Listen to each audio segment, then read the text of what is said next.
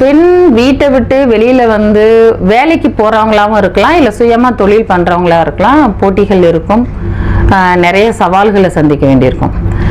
ஆணுக்கான சவால் என்னன்னு பார்த்தீங்கன்னா, திறமையை நோக்கியோ இல்லை அவனுடைய செயல்பாடு, இல்லை அவனுடைய கெப்பாசிட்டின்னு சொல்லுவாங்கள்ல, எவ்வளோ வேலை செய்கிறான், எவ்வளோ சம்பாதிக்கிறான், அப்படிதான் இருக்கும். பெண்ணுக்கு அப்படி அல்ல. பெண்ணுக்கு வேற விதமான மன ரீதியான சவால்கள் நிறைய இருக்கும்.